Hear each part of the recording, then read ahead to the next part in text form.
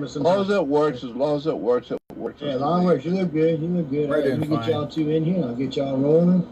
Everything looks good, Derek. Everything sounds good. All right. Yeah. Y'all ready, guys? We're doing good. All right. I like when everything's working the way it's supposed to. Okay. Sorry for the noise. I got my AC running back here, so it's loud as hell. But here we go. 5, 4, 3, 2, 1, and you're live. Hi everybody, how you guys doing? You're watching and listening to Between Two Worlds Radio. I'm your host, Eric White Sky Cloud. And tonight I have a very good person, good friend that I've heard so much about. My good friend Johnny Enoch has mentioned about this guy for such a long time, and I became good friends with this man. His name is Jordan Maxwell. He's actually a person that I guess you'd say deals with the secrets of the world controlling. Basically, I guess in one way I want to say he's like a philosopher. He's a researcher, but when this man does his research, he's so deep into it, it makes you kind of like, ooh, oh my God, now what's going on? What's going on here? Is this conspiracy? So it makes you think. So, and yet Jordan has these cool things he wants to share with our listeners as well as our viewers. There is something really great about this because it even relates to symbolism of words, how they're spoken, what our life is like, even how we live and walk and talk our daily world. Because if you look at something that relates to the law, to, I guess we'd say, in any kind of force across the world, in the military, and even including UFOs, Jordan has a lot of information for you. This man's been doing this for such a long time. I want to welcome Jordan Maxwell. How you doing, sir? Thank you for having me on. I'm happy to be with you. Yeah, I'm looking forward to spending some time with you. You and I had a great conversation for a while back there, and you've been traveling a lot, I guess to say, all across the world, because what you and I have been discussing earlier, you met so many great people that are in any type of, relationship of industry, as well as Hollywood, you name it, you've been there. But I was so curious about what you've been involved in, because at the very beginning when you started, does this relate to you being involved in UFOs first before you got into the philosophy of it, or did you? Yes. Okay. When I was a very small child, about 7 and 8 years old, I got involved with the idea of extraterrestrials, of ETs being here on the earth. And I started having experiences with them coming into my room as a child. And so I realized then that I'm not the only life form on this earth. There's a lot of other strange things living on this earth with us that we don't even see and have no idea they're even here. So I came into this very legitimately interested in the extraterrestrial presence, which involves the UFOs. But that started back when I was like 7 and 8 years old. I began having those kind of experiences. But it wasn't until I became 19 years old that I ended up in Los Angeles. And I met, I don't know if I ever told you the story of my girlfriend that I met. Did I ever tell you that story? I'm not sure if you did. But I know you met up with a young lady that was supposed to be an alien. Yeah, well, I met this young lady in a restaurant, and it's a long story. I'll make it short. It was in a little restaurant in North Hollywood is where I ended up when I left home. I ended up in Los Angeles, and I ended up in a little town called North Hollywood. And on Saturdays and Sunday mornings, I only lived about 2 blocks from the downtown, just a little small Mickey Mouse little place called North Hollywood, about 10 miles north of the city of Hollywood. That's what they call it, North Hollywood. But, and so I went in for breakfast, but the place was crowded. It was on a Saturday, and the place was just standing room only, crowded. But there was one seat at the counter And so I went over and sat at the counter, and I happened to be sitting next to a young lady. She's about 17, I'm 19. And so we started talking. Come to find out, we both lived on the same street, a couple of blocks from each other, a block or so from each other. And so she and I started meeting on Saturdays, and Sundays we meet. She'd walk downtown, and I would too, and we'd have breakfast at the same little restaurant. And then we would walk around town, go to movies or whatever. And then when we would walk home, I got home first because I only lived 2 blocks from town. She lived about 3 blocks from town. So she lived another block further than I did. I didn't know exactly where it was. I just know it's only a block away. And so one night, one night she came over to my place about 10 o'clock at night. She said, my dad wants to see you. And I told her, I said, I'm not interested to talk to your dad. I got nothing to say to him. And oh, she boy. Said, no, don't blame it on me.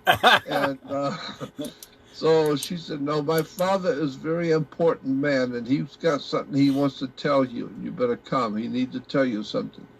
I thought that sounded strange. Why would somebody I don't even know, never even met, wants to talk to me? Yeah. So I said, okay. So I followed her home. And when we were walking up to her house, he happened to be coming out the front door by chance. And when he saw us, he motioned for us to come in. And his mannerisms, there was something about him that I knew was not normal. Yeah. And I could feel it in him. There's just something not normal about this man. And I could feel it. And the way he said, come on in, I was thinking, I don't know if I want to go in. And so then I figured, well, it's her father. It's her father. The shotgun's on the other side of the room. Don't worry about it. Walk in. Yeah, right. As long as you keep him over there, right? Yeah. And so I went in, and the 2 girls, she had a little sister about 10 years old, and the 2 girls sat on the floor by the fireplace, and there was a long sofa, and so he sat on one end of the sofa, and I sat on the other end. The mother was in the kitchen, but I never saw her that night. And so he was talking to me, just making small talk, asking me if I was working and how I like living in California, et cetera, et cetera. And so I was feeling a lot better being around him, although I knew there was something strange about this man, but I was feeling better because at least he's talking about things I can relate to. And then after a few minutes of talking, he said to me, you remember back in Florida where you came from when your dad built that new back porch? Remember when your dad built the new back porch? And that frightened me. And I didn't want to show tears in front of my girlfriend, but it scared me to death. You have a stalker. How does he know that? Because my dad did build a back porch. Yeah. And he knew about it. And that scared me. I was thinking, how would he know that? And then he said to me, he said, and remember your dad built the back porch with green lumber, and because it was green, it smelled funny. Remember that? And I thought, my God, who is this guy? Because he was right. My dad did build the back porch out of green lumber, and it did smell funny. And then he said to me, he said, remember you were about 8 years old and you were supposed to be in bed sleeping, and you got up out of bed and you went out in the back porch. Remember that? And the full moon was out. The moon was very full that night. And you sat on the back porch, and with your thumb you picked the wood. Remember how you picked the wood with your thumb to smell it? Does it smell funny? And you were using it like a toothpick. He said, remember when you did that? And by this time, I was really scared. I had no idea in the world what was going on. And he said, well, did you do that or didn't you? I said, yes, I did. And he said, well, how would I know that? How do I know that? I said, I don't know how you know that. And he says, I know that because we were there. We saw you. And I said, who are you talking about? We were there. And what are you talking about? You were there. I said, I didn't see anyone. He said, no, you didn't need to see us. We saw you. You didn't need to see us. And I said, who are you? What are you talking about? And he said, you've always liked the idea of studying UFOs and extraterrestrials and aliens and all that kind of stuff, haven't you? You've been interested in that all your life, haven't you? And I said, yes, I have. He said, yeah, I know. We've been watching you for a long time. And he says, and would you like to see some UFOs up close tonight? And I said, yeah, I would love to. And he said, well, that I can do for you. That much I can do. Come on with me. Mm-hmm. And I said, where? Where are we going? He said, just come with me. And I kind of hesitated. He said, look, you said you wanted to see UFOs, right? Yes. Then come with me. I'll show them to you. And so I looked at my girlfriend, and she's smiling because she's looking at me as if she wants to know, what am I thinking about her father? Uh-huh. This is nothing to her. She just wants to see how I'm accepting it. And the so big response is like, oh my God, now what do I do? Yeah, I'm thinking, this is the kind of girl I got mixed up with. Her father's talking about some strange shit. Makes no sense to me. A typical 1960s movie. Yeah, it is. Just like one of those sci-fi movies. Sci-fi movie. So I went out in the front yard with him, and the two girls followed us out. So there's four of us out in the front yard about midnight in North Hollywood, California, just about 5 or 6 miles north of the city of Hollywood. There's a little town called North Hollywood, and that was back in 1959. And we go out there, and he looks up in the sky. It's a summer night, about midnight, and he starts talking, inaudibly talking. His mouth is moving. He's talking to somebody, but there's no sound. And then he looks at me, and he said, they said they'll be coming from southeast. They're coming southeast. They're going north. Mm-hmm. And they said they'll be coming over the mountain, right over here. They'll be coming. He pointed to the mountain. They'll be coming from here, this mountain. They'll be coming here in about 2 minutes, they said. Mm-hmm. And I said, who are you talking to? And he said, you said you wanted to see UFOs. Yes. Well, just wait. They said they're coming, and they will see you in a minute. And sure enough, about a minute and a half later, minute and a half to 2 minutes later, 3 glowing circular objects the same size as a full moon in the sky, not a little light, full moon size. Mm-hmm. 3 of them come in a triangle formation and came over our heads and stopped. And the thing I remember so vividly about it is that the bottom of those circular craft, whatever they were making no sound whatsoever, nothing. And they were able to come slowly, and they came over us slowly and then stopped right over the top of us. Mm. The bottom of each one of those crafts was like a pie cut in 6 or 8 slices. Yeah. Each slice was a different color, and they were circulating around. Not so much as to blend the colors, but you could see those different colors. But the one thing I remember mostly about it, they were laser colors. I didn't know what a laser was back in 1959, but they were laser colors. They were very, very vibrant colors. The greens were just incredibly green. The oranges were mind-blowing orange. Incredibly colors circulating on each one of these circular objects. Mm-hmm. And he reaches up and starts talking to them again. He said, they said they'll be going now, but they'll see you later. And I said, who are you? What are you talking about? And he said, they said they're leaving. And they did. They started to leave very slow, and they went northward. And we watched them as they went northward until they passed over the mountain range, and they were gone. And he said, they were beautiful, weren't they? I said, they were gorgeous. That was incredible. Who was that? And he said, that's us. You said you wanted to see UFOs, and you believe that there are aliens here. Well, that's why we're here. That's why. And then he says to me, and why are you in California? Why did you come here? And I said, I don't know why I came here. I just wanted to come. And he said, that's right. We brought you here. I'm the one that brought you here. And he said, because we've been watching you for a long time.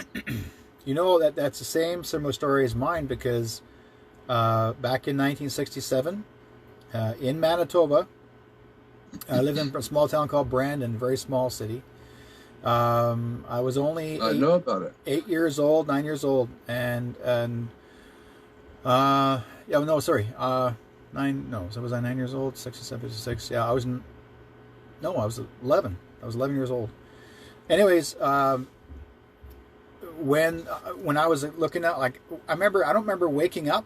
I remember standing at, look, like, this is like 6 a.m. in the morning. I remember looking out the window, or at least I thought I was. Then suddenly I'm outside the house. Mm-hmm. I'm standing outside and I'm looking into the sky, and I see this beautiful, like, it looked like an orb, but it was shooting colors like rainbows across the sky. And I got really excited, but yet somehow I don't know why I felt like somehow time was missing, because I remember looking out the window and then being outside, and then all of a sudden I'm running back inside trying to get into the house. But meantime, my dad and my mom never locked the doors back then, because you can walk in, walk out. You didn't need to. I walked into the house, and this was summer, around beginning of spring, summer, and I remember running up into my mom and dad's bedroom, and I said, "Mom, Dad," and my dad never woke up. My mom did, and I said, "I just saw something in the sky, and I don't know what it was, because I was a kid. We never had I didn't have TV then. We didn't have the TV like most people do." So I said, "There's something in the sky," and my mom says, "Oh, what do you think it is?" And I said, "I don't know, but it was really." And she says, "Well, maybe it was a plane." I said, "No, Mom, that's not a plane." I said, I saw it, and it just looked at me as if it turned, and it shot across the sky really quick. And so then after my parents got up, and my dad went to work, and my sister was with my grandmother, and my mom says, "Come with me downtown. We're going to go downtown, go do some shopping." So my mom didn't have a car then. My dad had a little Volkswagen, but he was at work. And my mom said, "We're going to take the bus." So back then, those years, back in the 67, city buses don't have radios. They didn't have nothing. I mean, basically, you get on the bus, and that's it. And I guess we were just the first people getting on the bus. So my mom, we dropped our coin in. My mom sat in behind the bus driver. I'm across from her at the front. He had his transistor radio sitting on his dash, and he had the news going on. And at the same time, it said, they said on the news that there was over 1,000 phone calls at the TV station and the radio station that there were sightings of UFOs going across the sky. Over 1,000 phone calls. Now, a regular common telephone, they could not handle it, because people are still calling in throughout the whole day. Yeah. So my mom looked at me and she says, "I'll never doubt you again." I said, "Told you, Mom. I told you what I saw," right? That's the beginning of I strongly feel that I was already on the ship, but I don't remember much being there. All I remember is looking out the window, and then I'm outside the house. I don't remember even waking up out of bed. I'm not just looking out the window. So I feel like there's time taken, like it's mixed, drop, gone, out there, you're there. That's what I think happens, yeah. Yeah, so I think you're right. It's very possible maybe your friends took me. Whoa! Anything's possible, right? Absolutely. So anything is possible. Anything's possible. But later on through the years, as I got older, I remember missing lots of time again when I moved to the farm. When we moved from the city of Brandon, and then we moved to Alberta, and again I was more involved in the always looking to the sky. As a kid growing up, suddenly you start going like this all the time. I don't know why. I keep looking up. I'm always looking up, being on the farm. Me too. And every night, even when I leave this house, if I go outside at night, I'm looking and see where they are. I just can't keep my neck down. You gotta go like, okay, where are they now? I am always looking up, always. Yeah. So the important part that I want to ask you is when you met up with them, and after the ships took off, but did you ever spend more time with them that you were on the ship, or did you get a chance to have to experience it at all, or did they come back and see you again later? Oh yeah, there's a whole incredible story that opened up then and began to cover my life. All kinds of things were happening, and but the family, it was the father and mother and the two girls. And so on Saturdays, I would walk down. It was only a block away. I walked down to see my girlfriend, and I became part of the family. I was always welcome to come in and have breakfast with them and lunch, and we go shopping and whatever. And so I was just accepted as part of the family. And one Saturday, I went down to their home, and they're gone. The house was wide open with no furniture. Everything is gone. They had moved out and didn't even say a word to me. They didn't tell me they were going. My girlfriend didn't come up and say they were going. Nothing. They just left. Just left. I never saw them again. Never saw them again. Wow. How old do you think? How old do you think that you and her were? Was she really of her age, or do you think she was much older looking, but no, much I older think too? She was probably about 17 to 18 years old. I was 19 to 20 at that time. Yeah. And so I was about 19. She was about 17. Did she ever mention her age of No.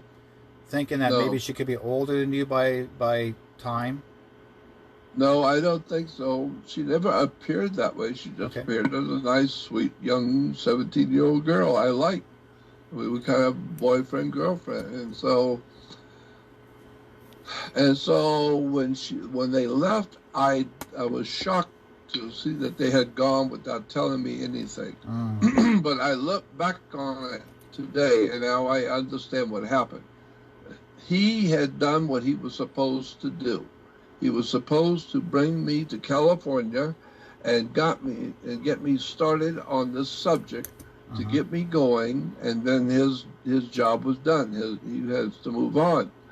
But he did do that. He got me started into the extraterrestrial UFO field back in 1959. And then when he left, he's gone. But that was okay, because I already had pretty much got into the UFO field because of talking to him and seeing what I saw and having other experiences. I was pretty well locked into this whole new world of knowledge that I didn't even know existed about extraterrestrials and UFOs. And so that was one incident that got me started. And he told me, he said, I'm going to give you something. I'll give you a book. I want you to read this book. And he said, it's going to start you on your journey in this life. I'm going to start you on your journey, where you're going to go and what you're going to be like and what you're going to do for us. You need to get started tonight. So he gave me a book, and it was called The Complete Works of Charles Fort. The Complete Works of Charles Fort. Still can find it today, easy at any bookstore. It's still a very big seller today in the esoteric and occult field. Complete Works of Charles Fort. It's an extraordinary book. And he got me started, boy. When he gave me that book, it just knocked me out. The book was all about, it's a very thick book. It's actually 3 books in one. And the book was about all of the strangest things that have ever happened in this world, in which there was no explanation for at all. Things which nobody understood, nobody knows why, nobody understood it, but it did happen. And so it itemized all of these things that happened that nobody could ever explain, and then gave you the footnotes, where to find the article, who wrote the article, what date was it, what paper, what newspaper, what magazine. So he outlined footnotes on every paragraph, and every paragraph was something new that happened that was like the other one. And it was a fascinating book. You really ought to get it for yourself today. It's still around today. The Complete Works of Charles Fort. Well, I'm gonna see if I could find it out there. It'll be interesting to read. Oh yeah, very, very interesting, very.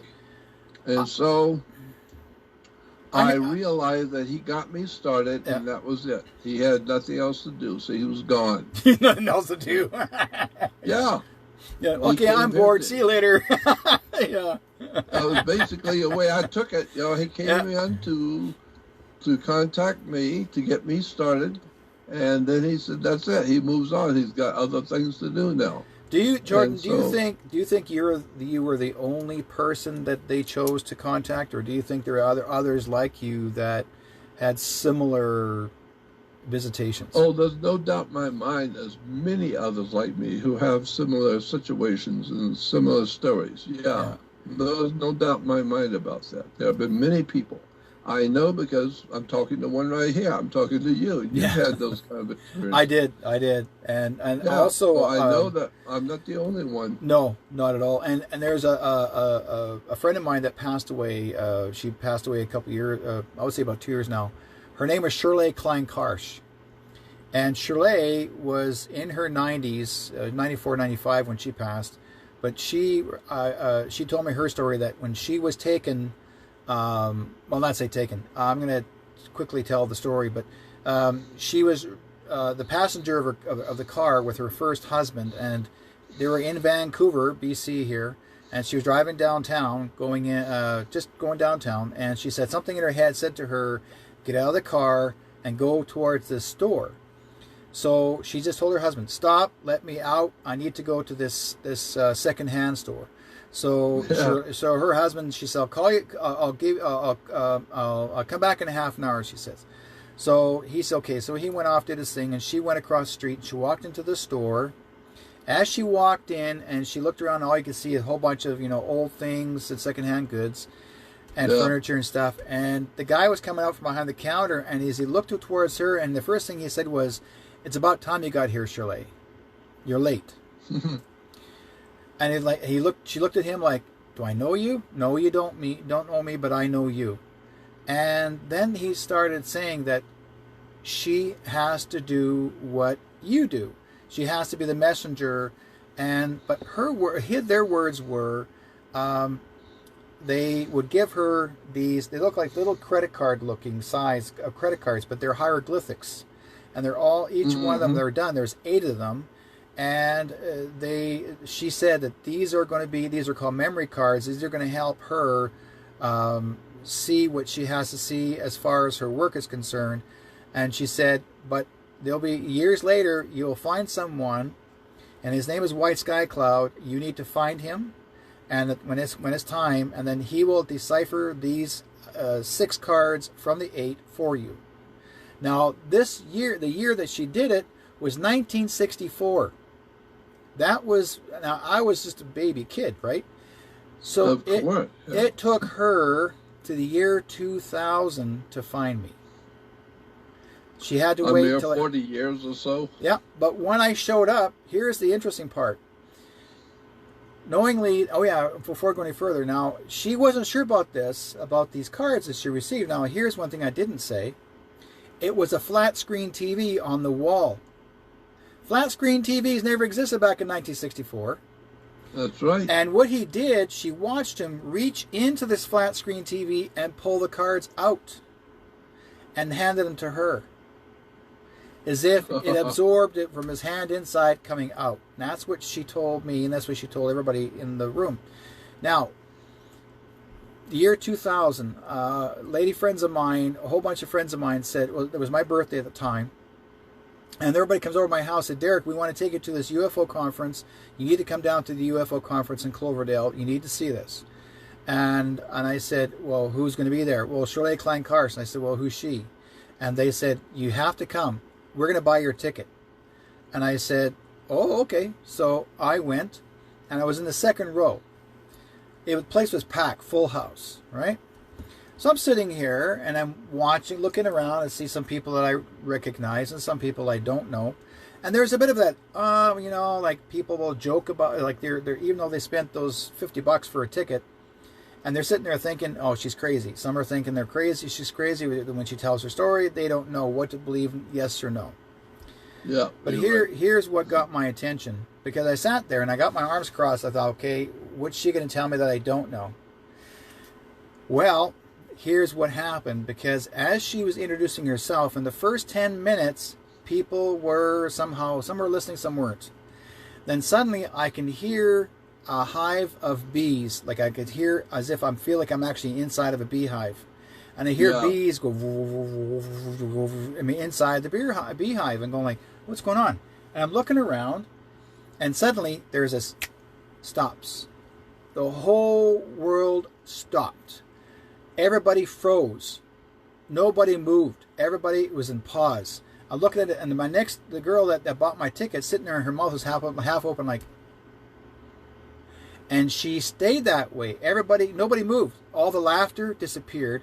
Everyone, or the smiles, or whatever have you, their expressions, everybody froze. Time stood still. I'm looking around like this.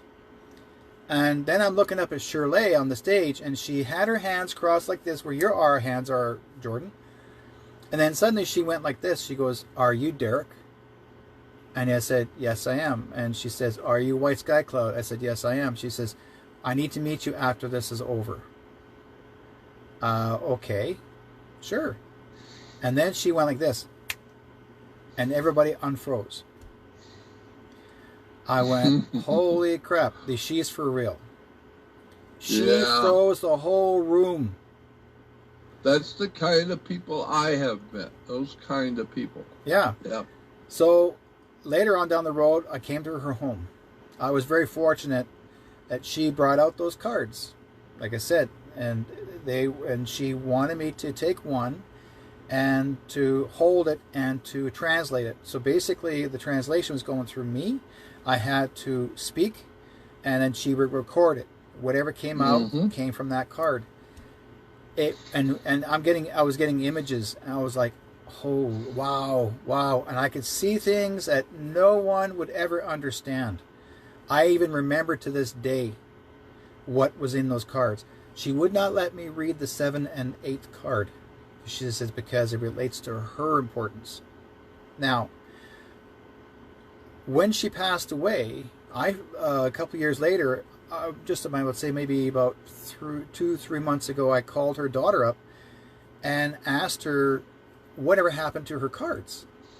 Mm-hmm.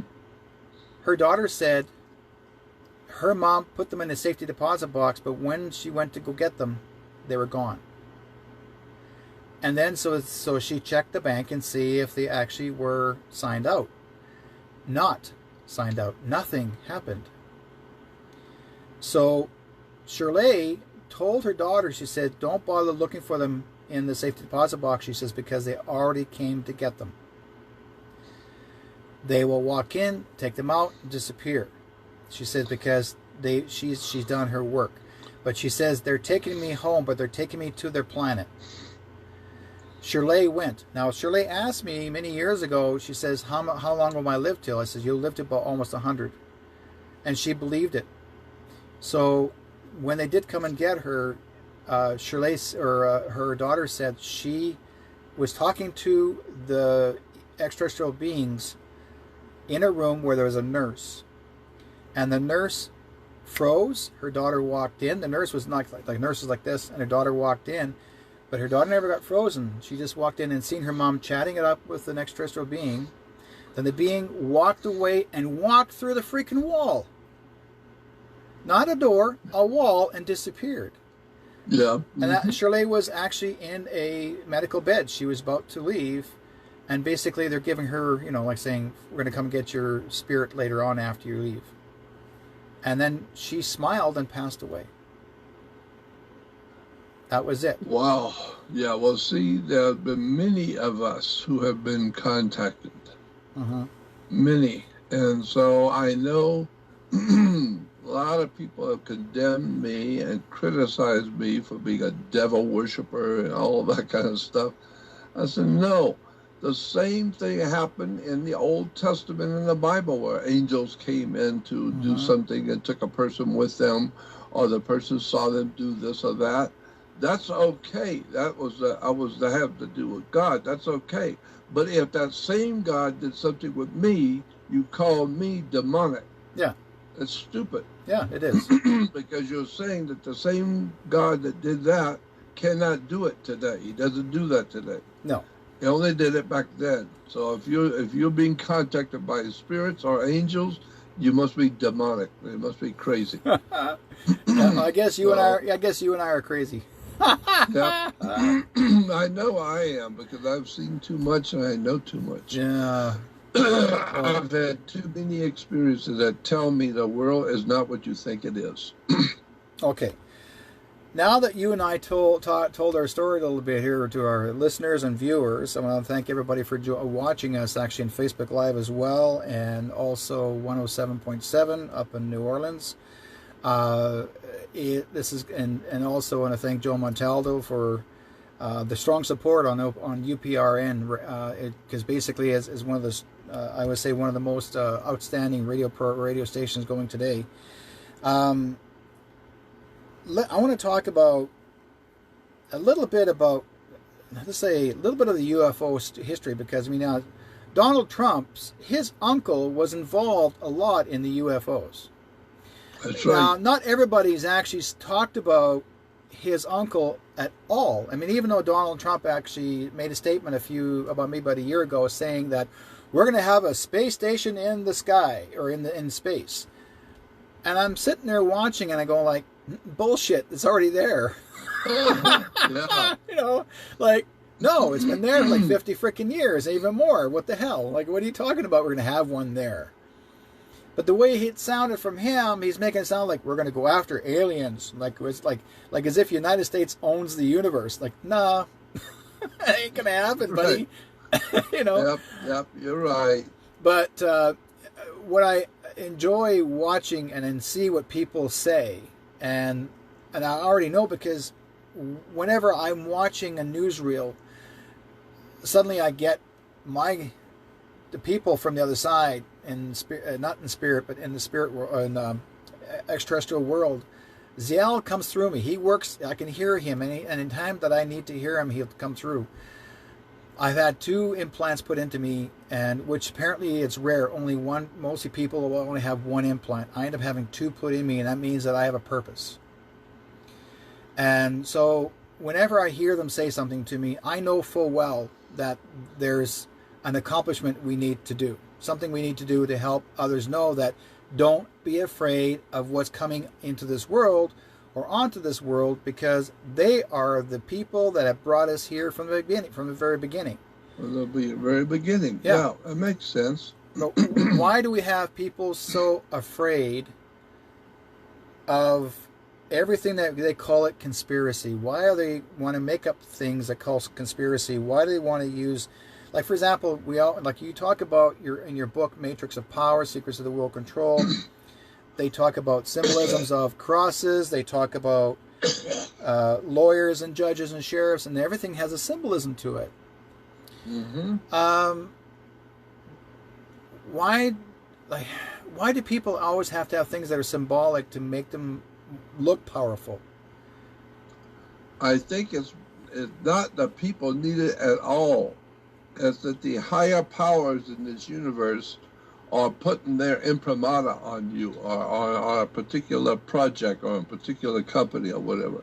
So that when you get a tattoo, it's as if somebody is marking you, like they used to do calves. They would, put a hot iron with the letters on it, and they would. I think that's what tattoos are. Somebody is tattooing you and marking you, and they can keep an eye on you because of that tattoo. Therefore, symbols are like that too. I have a paladin, a knight, on my arm. I've had it on my arm since I was 15. I don't know why I got it tattooed. Now, it is illegal when you're, if you're not old enough to get a tattoo, but I did it myself. I watched a TV show years ago called Paladin. I'm sure you may remember that one. Guy was a cowboy. Paladin, the TV series called Paladin. Okay. Yeah.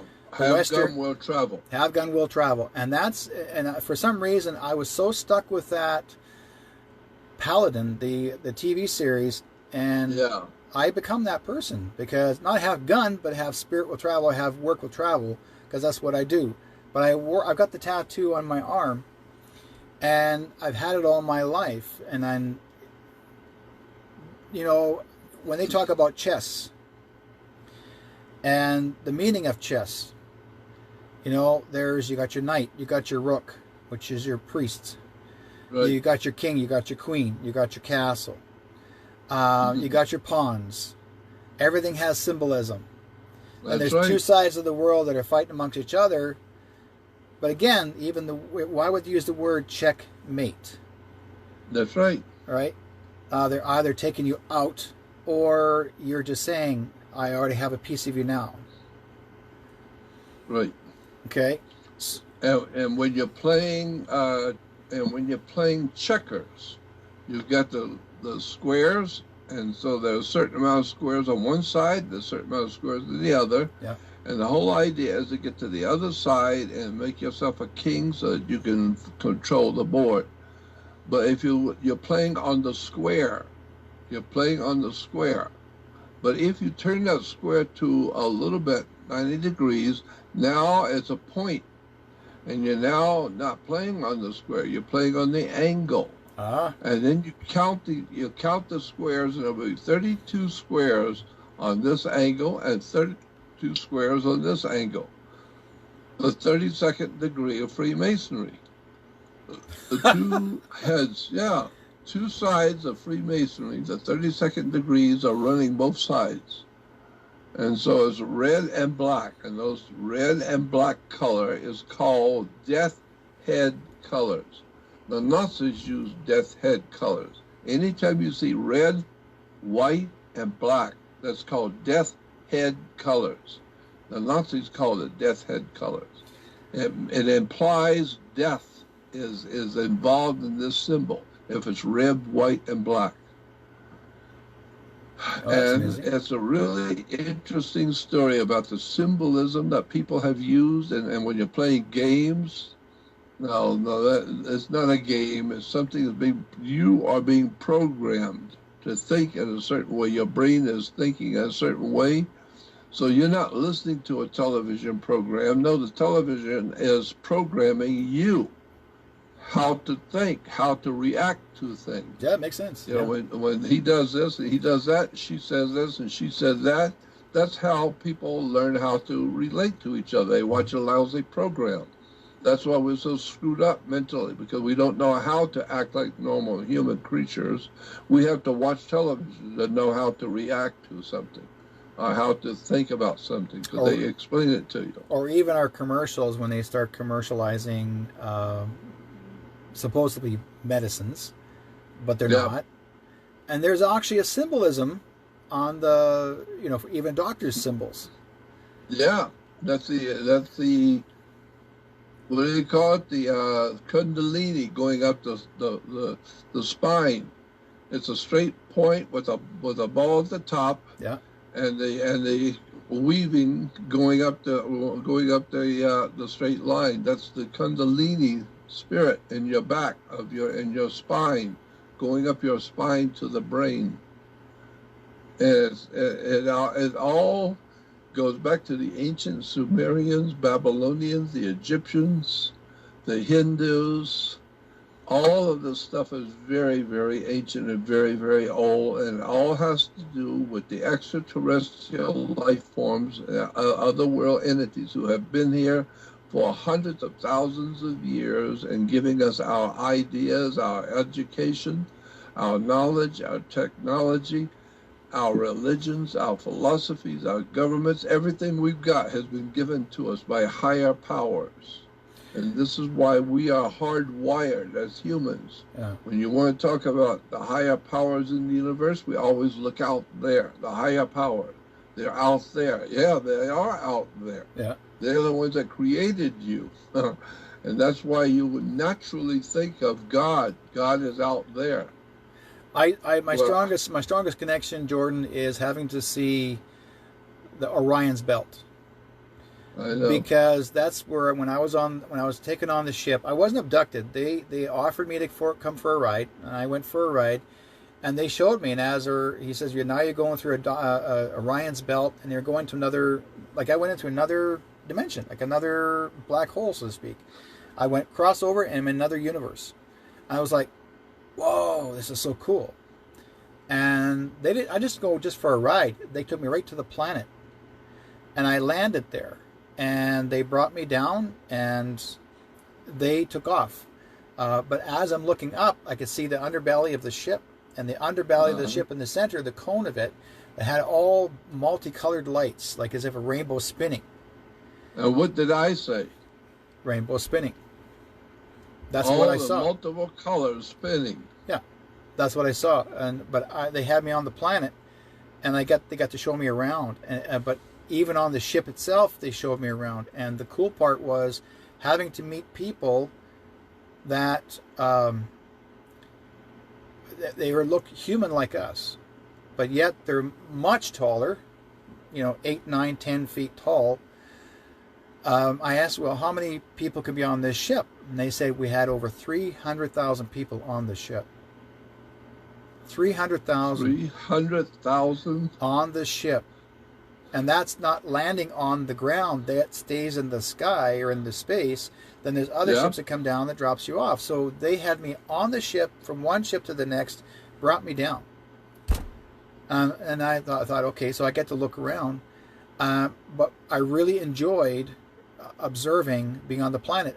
Their planet is way different. There's no water there. It's silvery liquid. They lost the density of the water due to the wars. They fought amongst each other.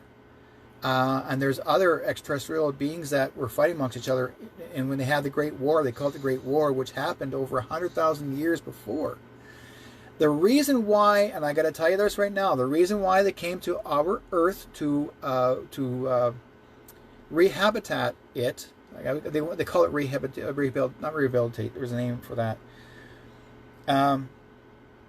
to begin new life, because their planet was dying, and they needed a new green evergreen planet, and they chose it to be. Now, the name Earth is not really the name.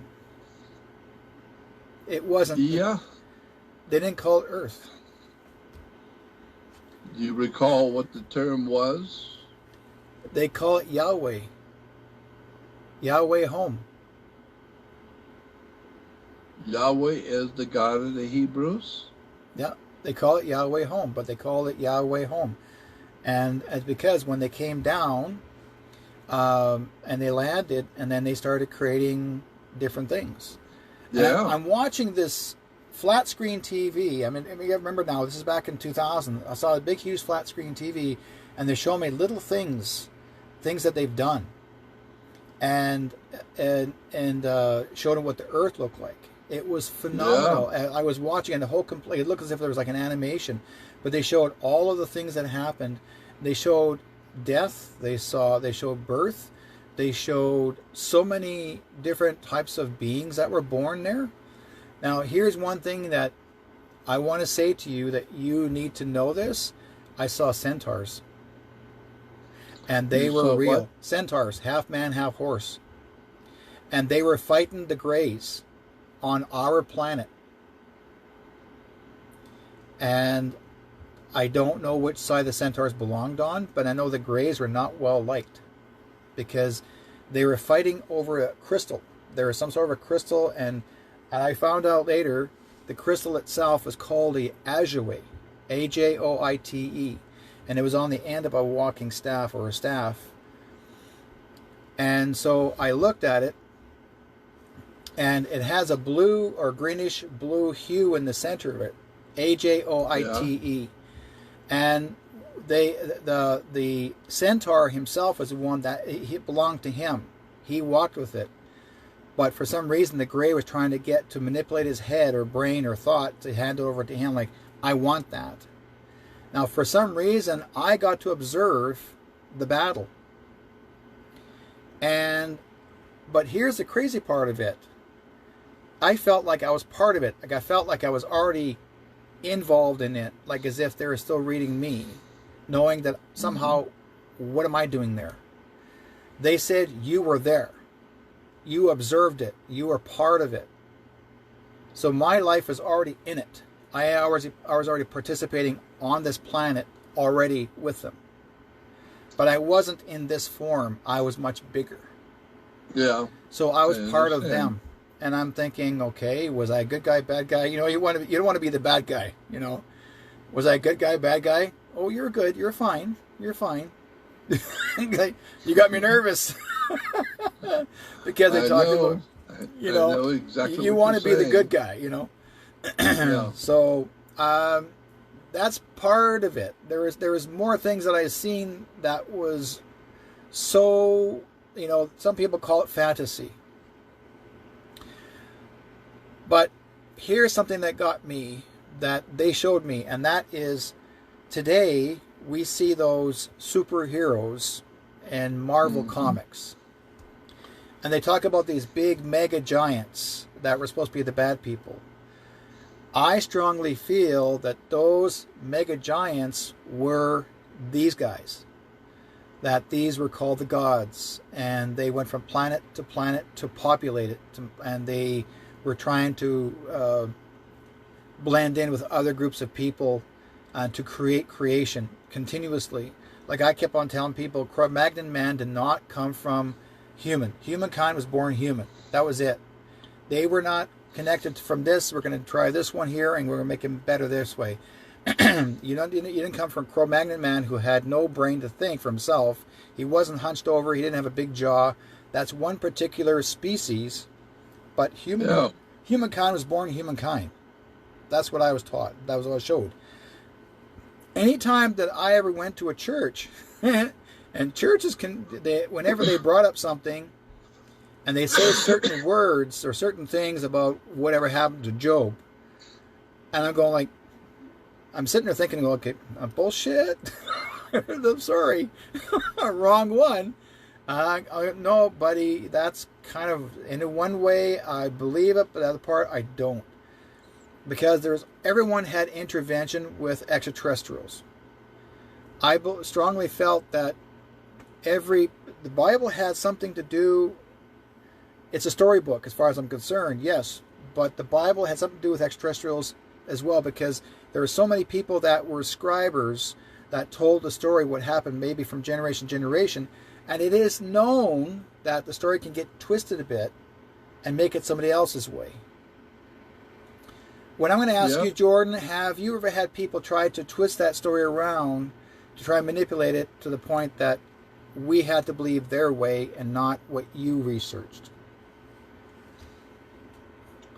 I have always been interested in the first couple of chapters. Thank you.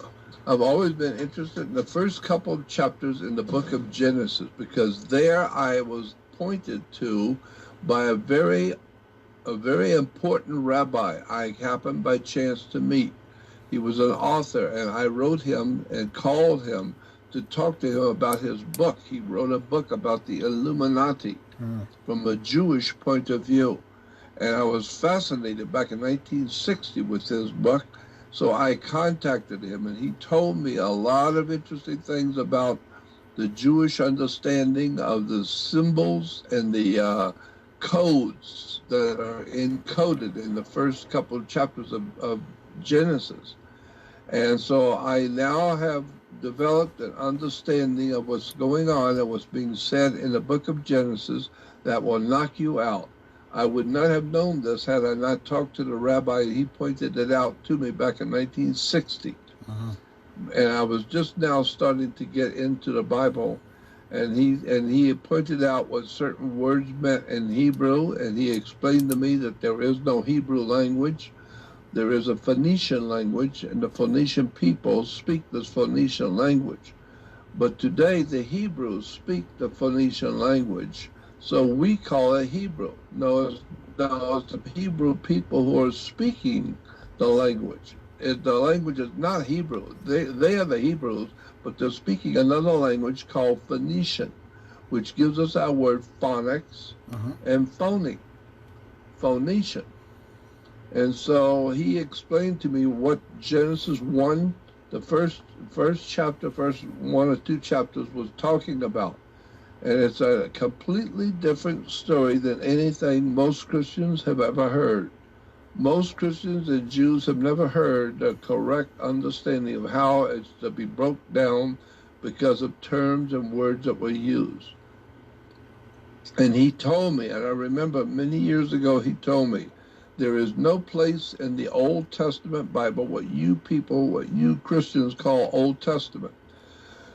There's nothing in the Old Testament, in the Hebrew scriptures, that says God made man. That's your idea. Christianity came up with that idea. There's nothing in the Old Testament that says God made man. God did not make man, period.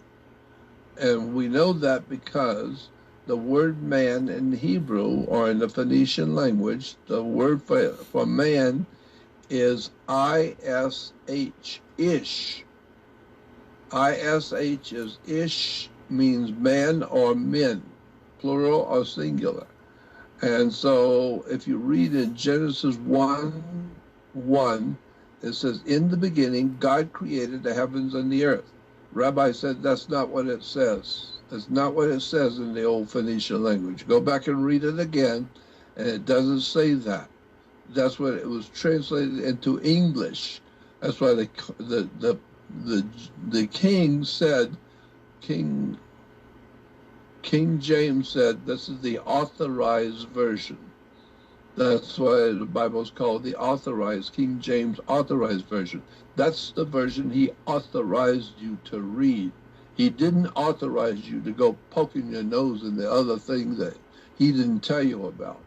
You're authorized as a servant and a subject. You're authorized by the king to read this stuff, to read this book here.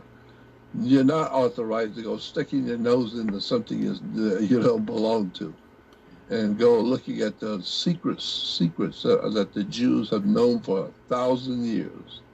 So why is the Bible always being changed all the time? Because I mean, I know there's an area in it that one of the parts of the area in the Bible says beware of the psychic, and yet that word was never in there before.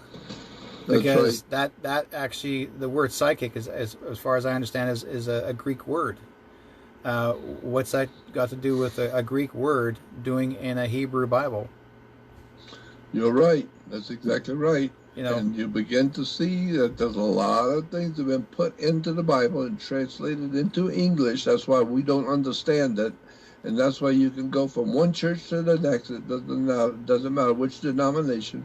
Go from one church to the next, and every time the churches will have a different understanding of what the scripture says.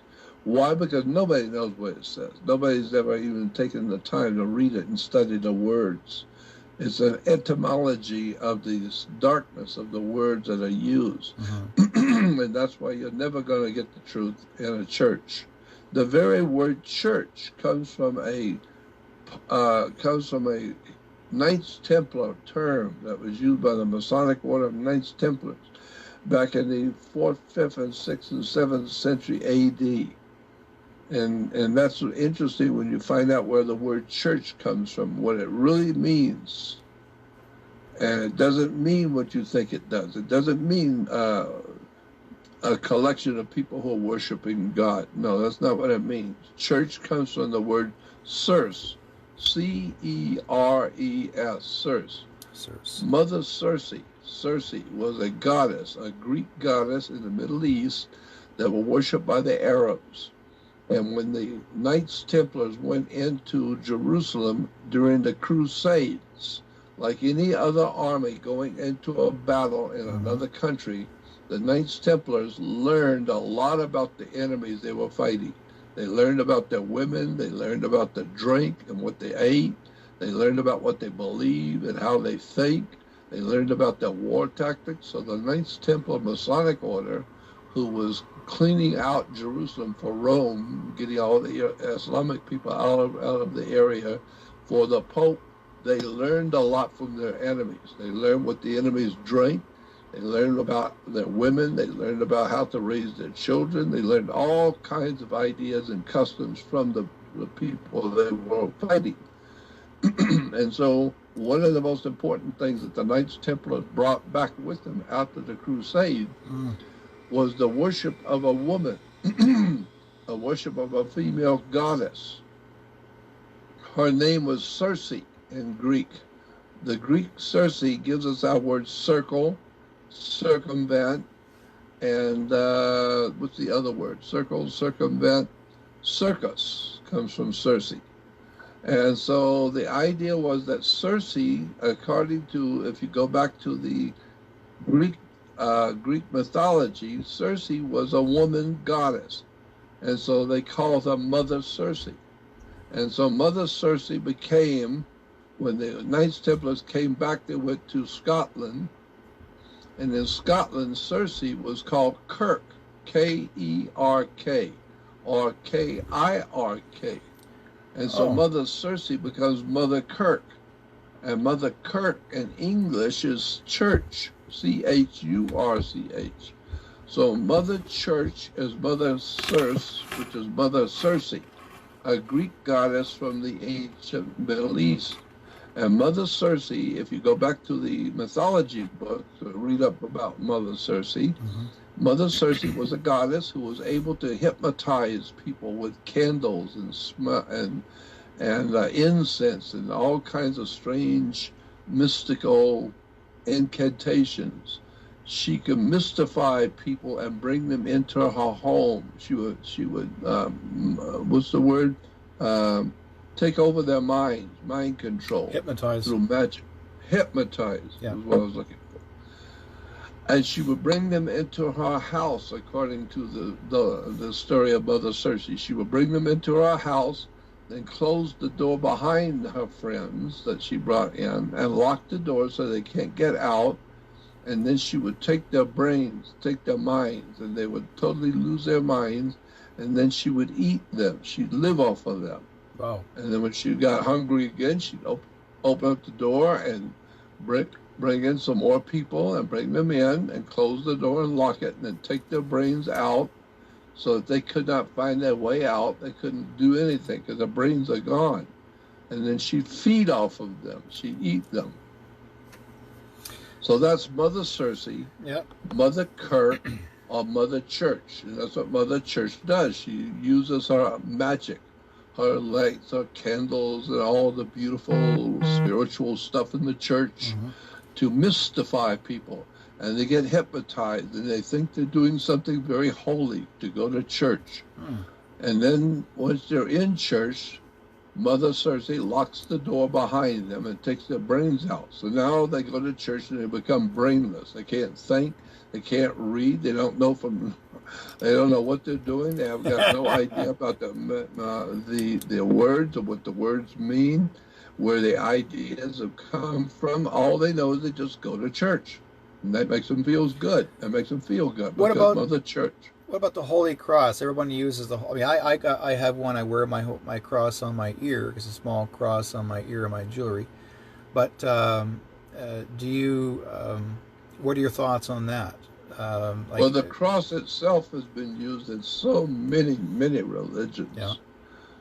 All kinds of Greek religions, to Roman theologies, to Egyptians, to the Medo-Persians, to Babylonians, all over the world, different religions have used the cross.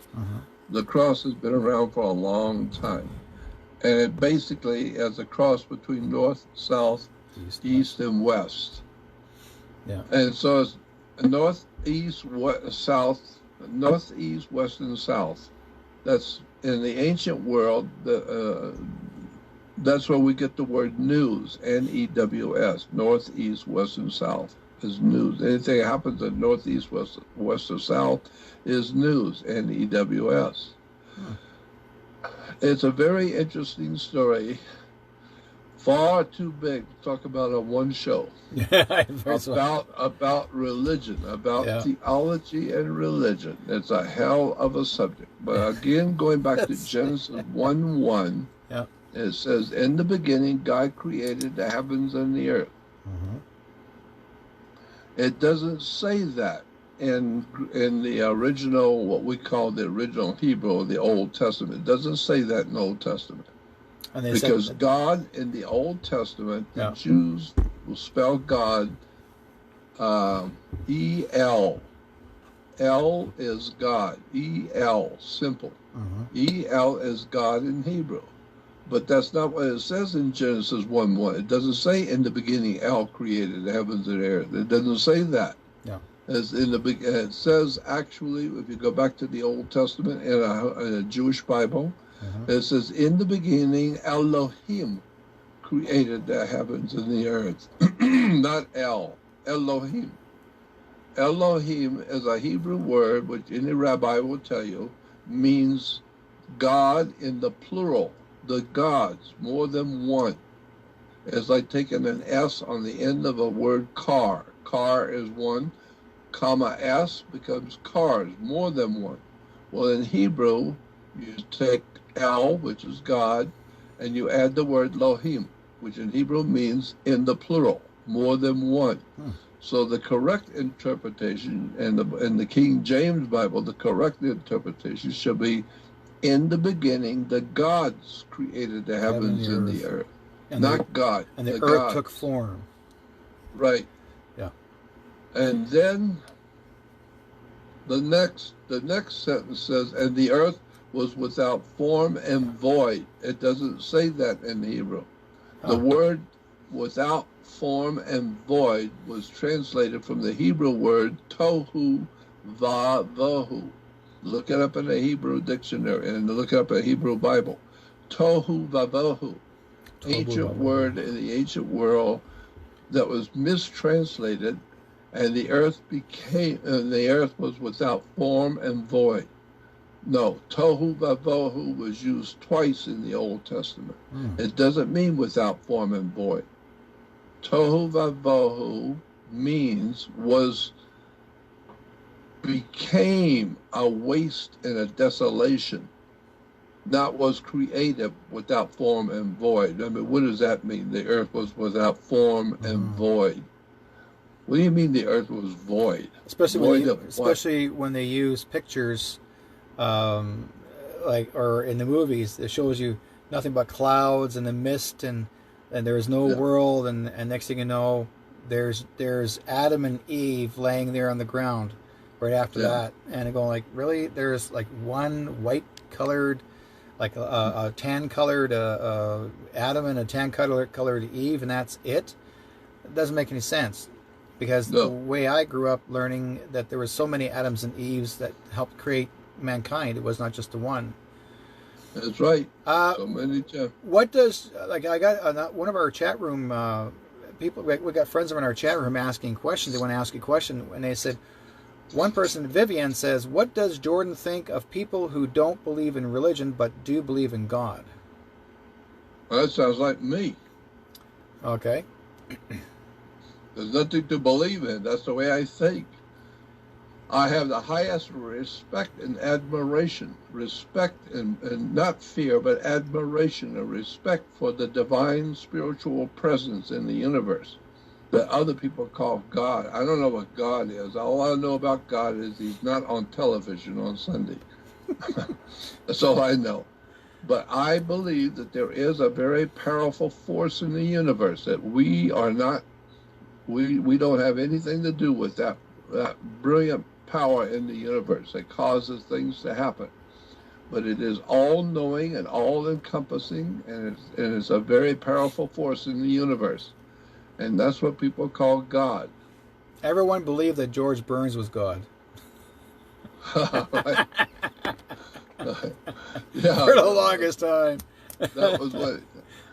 But God is simply the word dog spelled backwards.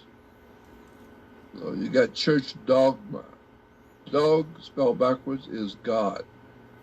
And you take the word good, and the root word for good goes back to G-O-O-D, good. Take an O out of good becomes God. God is good. And the devil is simply taking a D, as in David, the letter D, and put it in front of the word evil. Becomes devil. Devil is evil. God is good. Just words. Just words. All it is. But when it says that the earth was without form and void, no, the correct interpretation of tohu vavohu is that God created the gods created the heavens and the earth became a waste and a desolation. That's what tohu vavohu means. It became a waste and a desolation. And there are two places in the Old Testament where tohu vavohu is used. The other place is in the book of, I think it's Jeremiah, the 4th chapter. In the Old Testament book of Jeremiah, if I'm correct on that. I haven't looked at it in a long time. But I think it's in the Old Testament book of Jeremiah, where Jeremiah, the prophet, says, I was laying on my bed and I had a dream. Almighty God gave me a dream, and I saw the earth. And the earth was a beautiful paradise. He said, I saw the earth. God let me see the earth. And it was a beautiful paradise with gorgeous and beautiful cities and beautiful animals and beautiful birds. But there was no man. There was no man, no human. But it was a beautiful cities and beautiful animals and beautiful birds. It was a wonderful paradise. Well, I'm asking the question, if there was no man, who built the beautiful cities? Exactly. Yeah. And then it says, then he says, the prophet says, and as I saw this beautiful creation, this beautiful cities, all of a sudden I saw tohu vavohu. There it is again. Tohu vavohu. So what the prophet was saying is that I was looking and God let me see the world when it was a beautiful paradise with beautiful animals and large cities. And then the earth became a waste and a desolation. The earth itself became a horrible devastation, implying there must have been some kind of a nuclear holocaust on the earth, or the earth bounced off another planet, or some terrible tragedy that nobody could imagine how horrible it was to see a beautiful paradise earth becoming a waste and a desolation. That's something that they told me, Jordan. I remember that day they told me, because I asked them. They told me that the dinosaurs and the dragons did exist, and mankind existed at the same time as the dragons. That's right. And man exists at the same time as the dinosaurs. That humankind still lived when dinosaurs walked the earth. Not Cro-Magnon man, human, right? Also, that's right. Because they were there, they said that's where the great wars were fighting amongst each other. There was a fight in fighting. Like there was the people that were warmongers and the wars that are peacekeepers, and there was a fight among each other, and that's what caused the earth to even have explosions. And they were blaming, saying, "Oh well, it was a volcano maybe," or no, the freaking ships are coming down shooting at them. And they're trying to boom, boom, boom, and the dinosaurs were dying because they blew up because their lasers and technology was way high above others, and they were trying to kill off. It was some kind of a awesome nuclear war going on between the gods. Yes. Them from out there, they are using weapons you don't even want to know about. No, and that's what I tell people today. You know, you think. Like when I learned from Ziel, when he told me this, I mean, everyone besides just him, they all said they will not let Earth use nuclear weapons. You can build it all you want, but you trying to shoot it, there's no way it's going to go anywhere. They will interfere and stop it from happening. And they already came in, they said that they've already come down and they've already exploded, knocked off a few other rockets already. And they're making sure they never, because if, he says, once we use one nuclear rocket, no matter if it's an experiment on the land, we all perish, and it screws up the rest of the universe. Because it destroys everything that's above that. It turns itself into a, it's a... well, I think the experiment... A ripple experiment. The experiment in Europe called CERN. Yeah. Is giving us that same kind of scientific information today. Something so minutely tiny that you can't even see it. Yeah. But if it hits another one, it causes a chain reaction throughout universe. Yeah. And that you could end up theoretically ending up exploding the whole of creation. And then nothing by messing. Yeah. By messing We've already done it twice. They said we screwed up twice. We human beings already screwed up twice. They're talking about the First World War. They're talking about the Second World War. They don't want a Third World War. Nostradamus predicted it could be a Third World War. He didn't say it was going to happen. All That's they right. said was, that's what they showed me, don't let this happen. Let everyone know this is what you got to do. Start taking care of the earth. If you don't But take that's care of why it, the top of the line politicians know that there's a higher power in this universe, and they're messing with it. They've been trying to duplicate it. They're trying to duplicate the presence of God. And I'm saying that no, you better go back and do your homework on what the words in the Old Testament mean.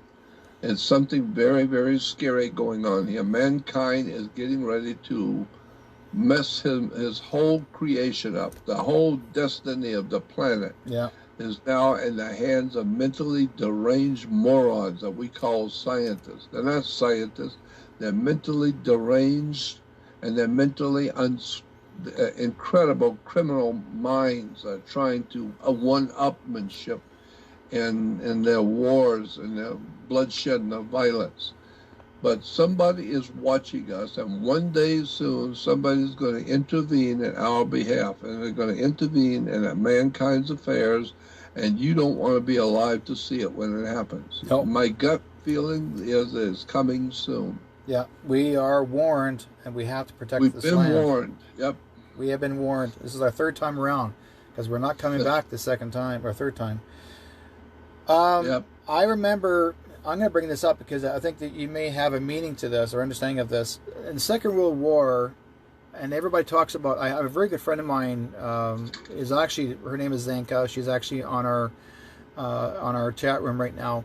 She and her family, or she herself, went down to the Auschwitz camp and in Germany. And one thing reminded me of that story because you remember the Jews wore the yellow star on their clothing, and why a yellow star on the clothing? Doesn't make any sense. Yeah, and what does the Star of David go back to? The Star of David was never used in Judaism only until the 18th century A.D., a couple hundred years ago. The Zionists picked a star and called it the Star of David. It was not used in the ancient world at all. The only people in the ancient world who used the Star of David were the Hindus. It was a Hindu symbol. And if you look in the encyclopedias of the Star of David, you will see that the Hindus called it the Star of Saturn. It was called the Saturnian Star, the Star of Saturn. That's a whole different story than what we've been told. The other part I want to ask you is when they talk about the sheriff, okay? Mm-hmm. And the star is similar to that. Does it have a purpose? Does it have the same meaning or similar thereof? Yep, the sheriff's star is a six-pointed star. A six-pointed star is called a hex, H-E-X, in Latin. Okay. In English, hex becomes S-E-X, sex. Okay. And that opens up a whole new field of endeavor and research when you go back to the six-pointed star and how the ancient peoples in India, they said the six-pointed star represented the planet Saturn. And Saturn is today referred to as Lord of the Rings. Well, that's... Saturn is a divine god. He's the Lord of the Rings. Okay. Men were told in the ancient world when you get married before your God. So you wear a wedding ring, an engagement ring. Women were supposed to listen to their God. So you wear an ear ring. I got my earrings. I listen to God. Yeah. You just listen to God. Yeah. And so it's a really interesting story because today Judaism all over the world, the Jews today all over the world worship the planet Saturn. Saturn is referred to as the Jewish god today.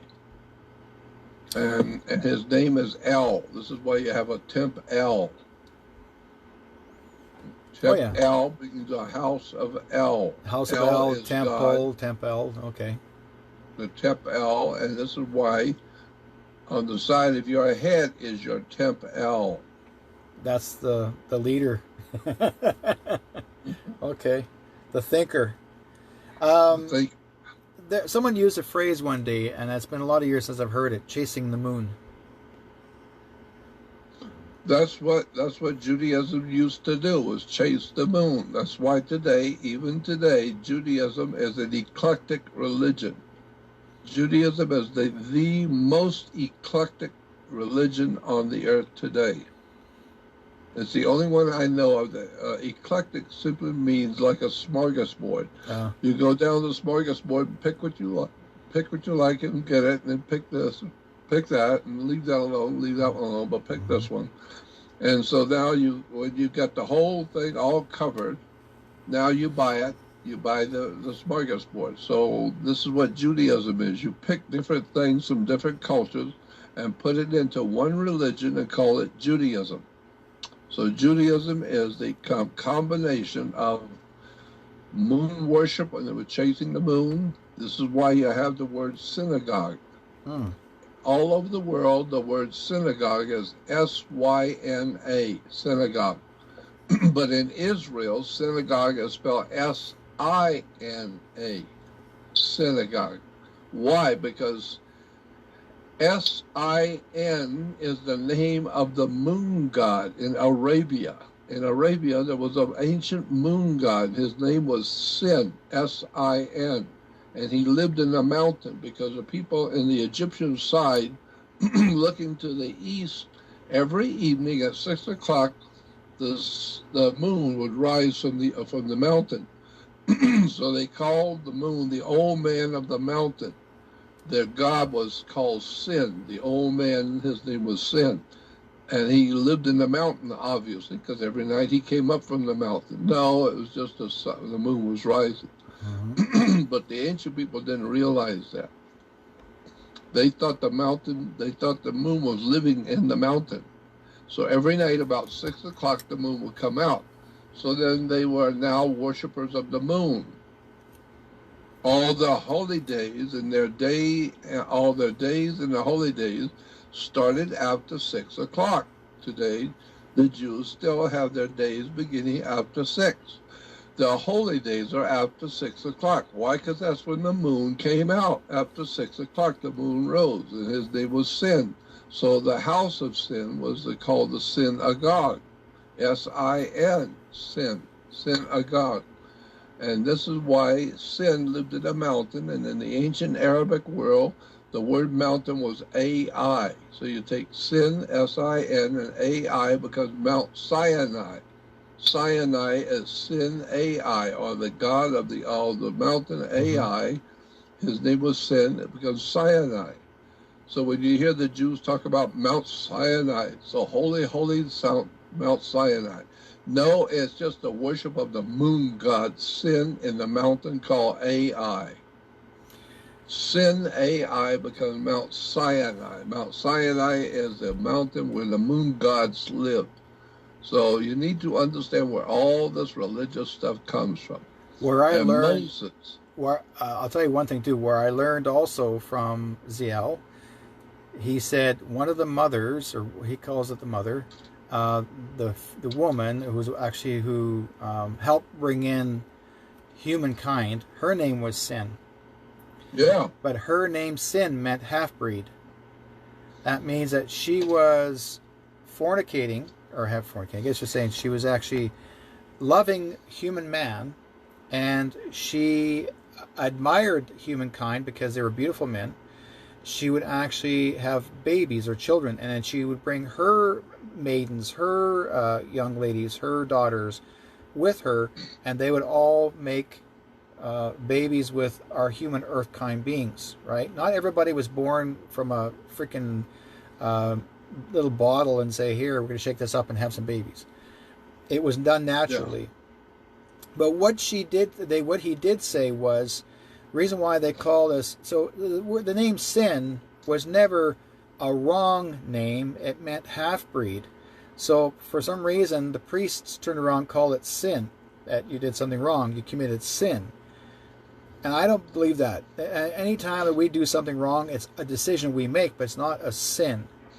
It's actually, it means that what would you do? Like make love with a woman, you committed sin? No, you made love to a woman because you're having a child, and that child may be born of another race, but it's not a sin. It means which to her, it meant half-breed. That means you're born in a different part of the world. You're not going to be fully grown tall like a 9-10 foot tall giant. You're going to be born half the size or part of the size, so you become a human being. There are people that are in this world that are 8 feet tall, but have not grown any taller than they have. Those are part of the ancestral genomes right. They're part connected of to the them. ancestral humanoids. Yeah, That's right. they're part of that, and scientists can do all they can say all they want. Oh, the DNA says this. There's a problem with that, and it's broken down this price. And there's some people actually are growing much taller, and they don't know why it won't stop. It's because their DNA still wants to grow. They want to be like want to be like the ancestor that was 25 feet tall. You're right. Right? But even though they're saying their limbs could not handle it because of the gravity on the planet. One thing that Ziel said, the gravity on their planet is heavier than the planet gravity here. When they wore their hoods, okay, they're giant masks, they're oval like an alien head. It was white. They wore a white uniform. The eyes were black, very much like this, okay? That's what it pretty well almost looked like that, Jordan. Okay, but but a little bit bigger. And I thought they were like an extraterrestrial, but when they took off their face, like the hood should say, the mask, they were human, blonde hair, blue eyes, light blue eyes, very light blue eyes, and he had a beard, right? And I was quite surprised to see him look like he was he was very tall. I mean, look at this, like, oh, wow, this guy's really tall. I met a few basketball players, but this guy's really tall. And, but yet, it was so impressive, and yet he knew me. But I said to him, I said, well, why do you wear this mask? This is the important part. I said, why do you wear this mask? He said, this sun's rays hurts their eyes. Mm-hmm. They cannot handle it. Our sun has been deteriorated so badly from using all kinds of chemicals in the air that it just radiates back and causes a vapor over the sun. So it all from the natural sun's rays. When they're telling people don't go into the sun, it's going to cause you skin cancer. No, it's not the sun. It is the chemicals that's in the air that mixes from the sun. What you put you put on your skin from the sun. The sun is natural. It has a proper ultraviolet color. That's why humankind never had those textures. Now, mind you, sometimes the sun was really, really hot, and some people had to wear something to cover their skin so they wouldn't burn, so to speak. So they would use red ochre, which is a red clay, and they would make a paste out of it, and they put it on their body to keep from burning if it's 125 in heat. So it depends on which color tone your skin is. That's exactly how they would treat it. But like he said, their eyes could not handle it. Oxygen's fine. It's the eyes. He said the gravity is different. It's a little different than it is where they are. And I did feel the gravity difference because when I got on up there, I felt like my head was pushing down like this a bit. Like I felt like, oh crap, this is weird, right? So what they had to do, they had to put this silver thing, it looked like a small little tiny instrument, and they put it inside my nasal passage, and so I can breathe better. So that's why I said I have 2 implants, one behind my thigh, one inside of here, and that helped me breathe. And so after I was done being on their planet, they brought me back home, and I went home and I got up and I thought I'm going to go for a shower, and I had a shower, and when I was in the shower and I sneezed in the shower, and when I sneezed, this silvery material or silvery liquid came out of my nasal passage, and basically I guess it, whatever it was, the moisture or the heat of it, let go, and it all mixed up with my nasal passage, but it mixed with the water, you know, and drained out. But it felt really weird because after it was in my nasal passage, and after I sneezed, it felt so much pressure back here, like it was really harsh. And so I had a doctor look at me later on, and he says, "There's something wrong with your nasal passage." He says, "You got something a little nodular higher on one side than the other, which makes sense. But I can breathe really well here, but I can't breathe too well there." So I said to the guy, I said to Zale, "Do you want me to take it out?" "No, because you're coming back up again. Why would you want to take it out if you want to come and visit again?" I went, "Okay, leave it there." You know, I'm not going to bother. Yeah. So, you know, so the thing is that when we talk about sin, that makes a whole lot of sense. I mean, there's like when you mention sin, and then when I bring in that same similar story, every name has a purpose. Every name, like there's so many people out there right now today that are trying to let the public know what's going on around on this earth, in the atmosphere, and they keep talking about, you know, I mean, the word Illuminati has been around for a long, long time. And we would hear it, and yet some people will say, well, do we trust the word Illuminati, or do we don't want to trust it? Do we? And then they're starting to see things that are made, are developed and built and put into airports, and some of these paintings look very, very horrible. It's all to do with death, you know, and scary. And now somebody just finished putting up some sort of a statue of the devil, a devil serpent, outside near another statue that I think it had something to do with Jesus, I think. But apparently now there's a group of people that want to idolize that statue more than our or anything to do with God. Does that make any sense to you? Why they're doing this? I understand that, because now you're talking about Luciferianism. Yeah. And you're hearing the term Lucifer.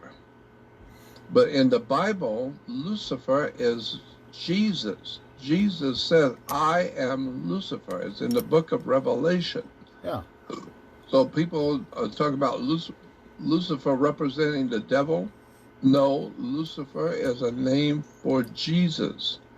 Go back to Revelation, the book of Revelation 22:10. I think it's Revelation 22:16. 22nd chapter, 16th verse. Revelation 22:16. And read it, where Jesus said, "I, Jesus, I am the offspring of David. I am the bright morning star." Period. End of sentence. I, Jesus, say, "I am the offspring of David, and I am the bright morning star." By it, the little asterisk, and you go back to the Bible Encyclopedia, look up bright morning star. It says Lucifer. Lucifer is the bright morning star. Well, Jesus said in Revelation, "I am the bright morning star." So what he's saying is, I am Lucifer. But Lucifer does not mean the devil. So why are they assimilating or associating the name Lucifer to that statue? Because the Catholic Church, when it was translating into the vernacular, into Latin, yeah, Saint Jerome made a mistake. He translated the word bright morning star because he mixed it up with Isaiah. Isaiah, I think it's Isaiah. What is it? Isaiah 14:12. I think it's Isaiah 14:12, where in the book of Isaiah in the Old Testament, it says, "Oh, how you have fallen from heaven, O Lucifer, son of the dawn." And so old Lucifer was the planet Venus. Venus was called Lucifer in Latin. In the old Roman Empire, they would go out and study the stars. And that first star that comes up in the morning was called the bright morning star. Yeah. And so the Latin word for bright morning star was Helio, or Lucifer. And the Hebrews, the Jews, call that bright morning star Helio, Heliel. Helio was the bright morning star, or Venus. But the Latins call Helio, they called it Lucifer. So Lucifer was the bringer of the dawn. He was the bringer of light. So Lucifer became the holder of the light, the one who brought light into the world. Illuminati. He brought light into the world. Well, Lucifer was the planet Venus, and Venus is not the God's son. It's not the great light of the earth, like Jesus is called God's son, the light of the world. Lucifer is not the light of the world, but Lucifer announces the coming of the light of the world. Because the early times in the ancient Egyptians, when the priests were looking eastward at 4 o'clock in the morning, the priest would be there at 4 o'clock in the morning at the temple watching for that bright morning star. At about 4:15, a bright star would rise. They called him the bright morning star. But that bright morning star was the planet Venus. And the reason why it was so bright, because it was so close to the sun, and the sun was shining right on it, reflecting to us. So we're seeing a bright morning star, and the Romans called the bright morning star Lucifer. So today when you read in Revelation 22:16, where Jesus said, Jesus, I am the offspring of David, and I am the bright morning star, period. Look up bright morning star in the Bible dictionary. It will tell you Lucifer. And the Catholic Church and all the biblical encyclopedias, you read the biblical concordance encyclopedias, and look up Lucifer. It will tell you all the different biblical encyclopedias that you can find in the seminaries. They all say the same thing. Lucifer is actually Jesus. I didn't say that. The encyclopedias say that. Yeah. Yeah. Yeah, that's good. There's people starting rumors that Jesus was a hybrid, part alien, part human. I mean, we all are, right? We all are. Yeah, but they're making it where it's just a recent thing. Now, they also talk about the second coming of Christ. They brought that in as well. They keep bringing that up. And I remember my mom years ago when I was a kid growing up, and you see these guys walking around with these signs, the world's coming to an end, the world's coming to an end. And I remember being a kid watching this, and I said to my mom, I'm like, why do people carry these signs? And then when I'm a young adult or young man growing up, I'm still seeing these young guys. I was always somebody new. Every generation is wearing these bloody signs, running around, the world's coming to an end. Now, I know very well it's not a common church that's telling them the world's coming to an end. It's got to be somebody that's hell-bent on trying to get people scared or trying to... Well, you've got to find out that the word coming to an end, the world is coming to an end, is a mistranslation of the early Greek words. The world coming to an end, the very word world, W-O-R-L-D, is a mistranslation of a word in Greek. The Greek word is aeon, A-E-O-N. Aeon in Greek is mistranslated today as world. So then when you read in the Bible where Jesus said, I am with you, go forth and make us apostles and do this and do that and teach the people, and I will be with you to the end of the world. No, that's not what it says. Go back and read it in Greek. The original language said, I will be with you to the end of the aeon, not world. That was a mistranslation. Aeon in Greek means age, A-G-E. That's what the word aeon means. The Greek word aeon means the end of an age. So therefore, what Jesus is saying, go forth, make apostles and make disciples, and teaching them, and I will be with you to the end of the age, not the end of the world. The word world is aeon, a Greek word, which any Greek teacher will tell you. The word aeon means the end of an age. An age is 2,150 years long. 2,150 years long is the length of an age. And this is why in the Old Testament Joseph has 12 brothers of Joseph, or the 12 tribes of Israel, or the 12 apostles of Christ, or the 12 kings of Jerusalem, or the 12 great prophets of the Bible. Everything is done in sequence of 12. Why? Because 12 is based on the 12 signs of the zodiac, the 12 months of the year. The 12 months of the year are the 12 followers of God's Son. Ask yourself the question, who owns the Son? Everybody on the earth thinks they own the whole universe, but nobody on the earth can say they own the Son. So supposedly, theoretically, I guess you could say that God owns the Son, since we don't own it. And so if it's God owns the Son, then the Son belongs to God. It's his Son. So we say God's Son is the light of the world. Jesus is called God's Son, the light of the world. Of course, the Son is the light of the world. What else lights the world if it isn't the Sun? Or just turn the light bulb on. We got some ions. That's right. And O-N is light in Egyptian. The Egyptian word for light is O-N. So when you have a new light, a new kind of light, Neo is called Neo. Then you take N-E-O-N is neon. Neon is new kind of light. So we had the regular light bulbs, and now you come up with a new thing called neon. Neon was a new light. On is light in Egyptian.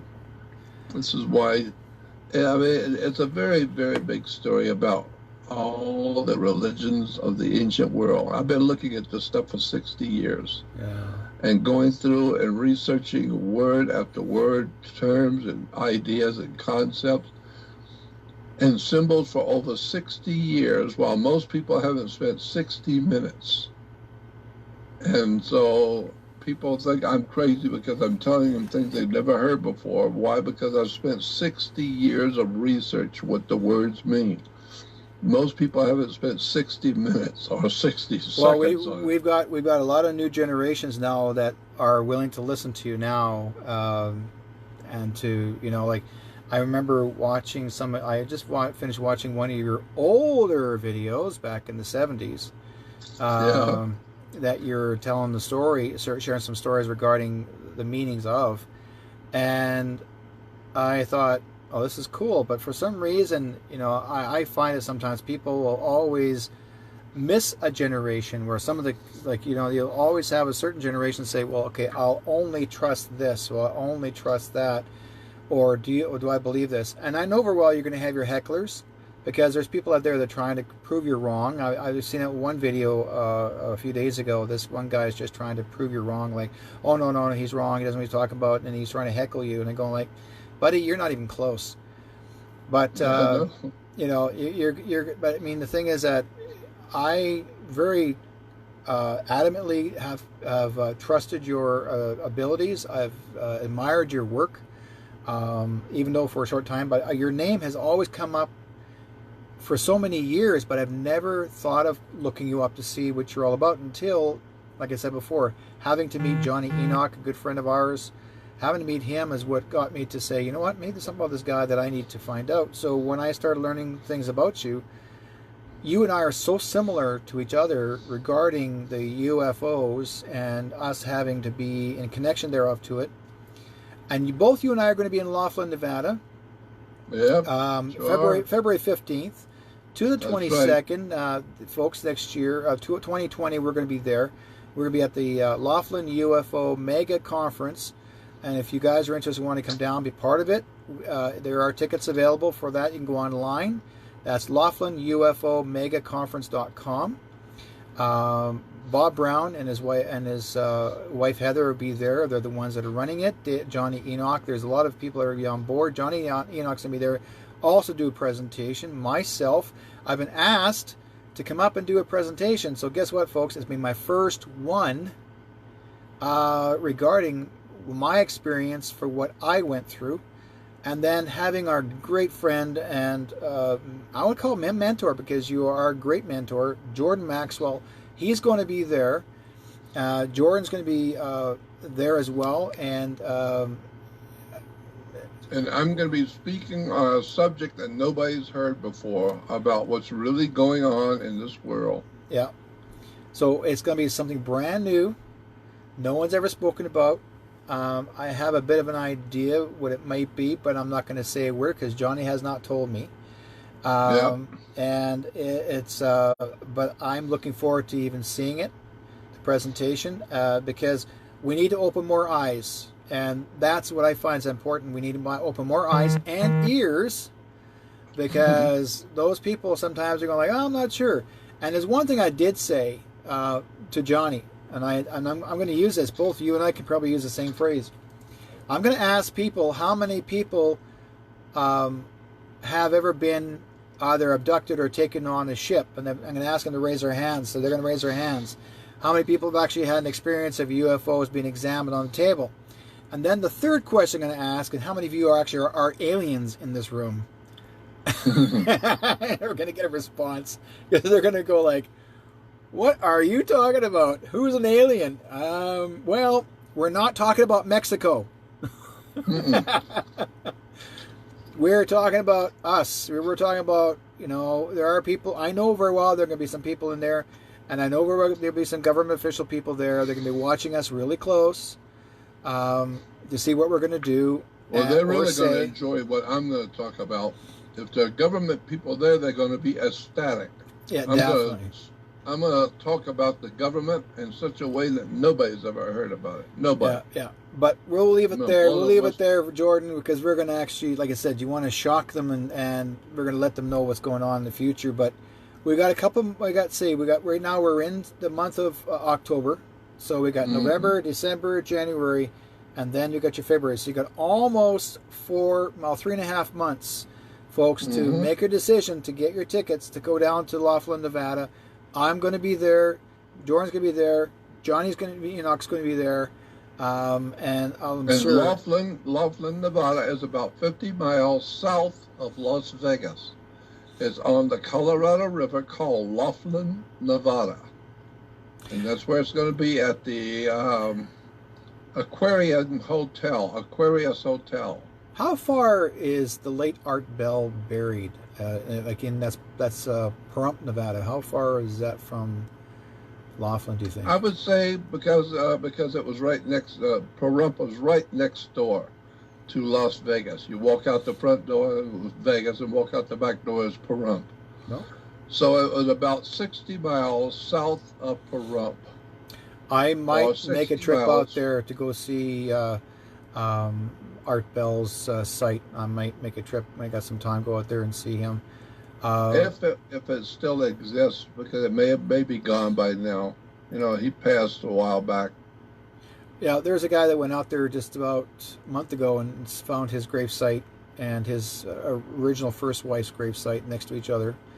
So I would say he's probably one of the original guys that really made darn sure that this is why we need to get the word out in public. And because he ran the original show called Coast to Coast AM. If it wasn't for him, you wouldn't have people like myself or Jordan. And here's the cool part, folks. I used to work at 1410 Sea Fun, Talk with Attitude here in Vancouver years back when Art was going, and I was on 1 hour before he was, because he ran out of our station. He actually did a show out of our, not out of our station, but the audio feed. He was actually online with on our station. So I had my show Between Two Worlds Radio, and then he came on right after that. So it was following up. That was so cool. So yeah.